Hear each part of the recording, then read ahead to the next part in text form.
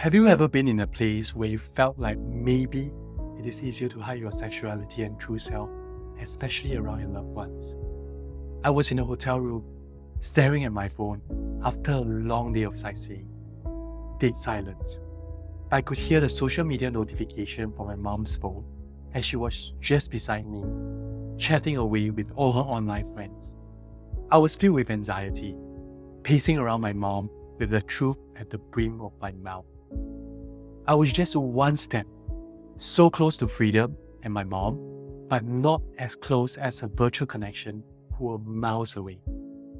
I tried to pull up every single ounce of courage I had inside me to come out, hoping that by doing so, we could be close again. After that final attempt to come out, I gave up and shut down completely. Have you ever binge-watched coming out videos on YouTube, bawling your eyes out, but there is that voice in your head that says, my mom is too traditional compared to his farm?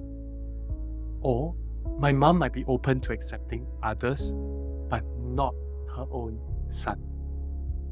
Have you ever felt like the more you try to come out, the overwhelming fear of rejection just plays up tons of worst-case scenario in your head?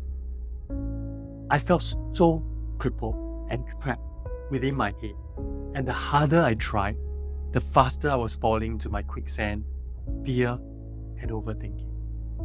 You'll be thinking, what happens if your mom rejects you and never talks to you again? Or that you would definitely break your mom's heart and be the biggest disappointment in her life. Do you know what is it like hiding behind layers and layers of masks after so many years that now they are glued to your skin? And I realized what was driving me to hide was that monster in my head. Have you been told that you are too emotional, too sensitive, or that you are just overthinking? You know what? It is actually not your fault. Because whenever you talk, that monster in your head will be there to silence your weakness.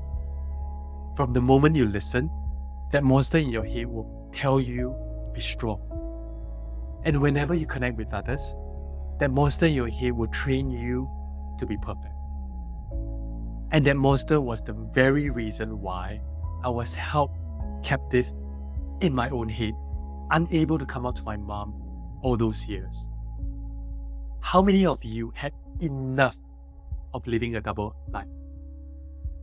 How many of you want to stop living like strangers with your loved ones just because you can't come out? And who wants to make this year your best year because you can finally be in your own skin with nothing to hide?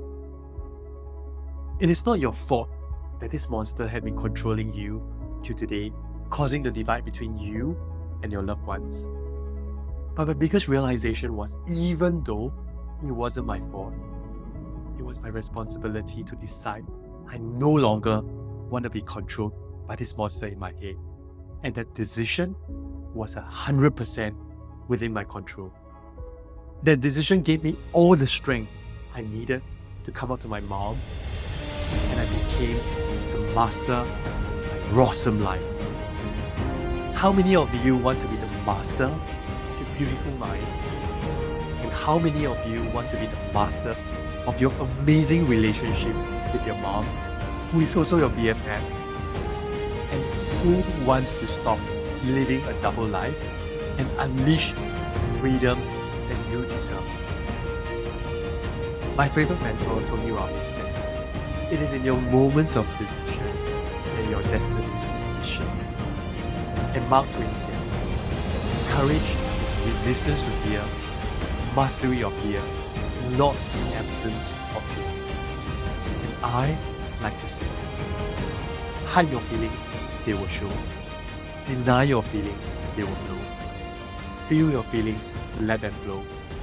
Face your feelings, you will glow. And I'd like to end off with this poem by this anonymous writer on coming out. Your eyes have been wet. You tried hard not to show. But one moment, one glance was enough for me to know. You're fighting the world, but don't fight my arms. You have endured so much, so rest a while in my arms. Your mind might be at war with demons I can't see. But remember, my darling, your heart is safe with me.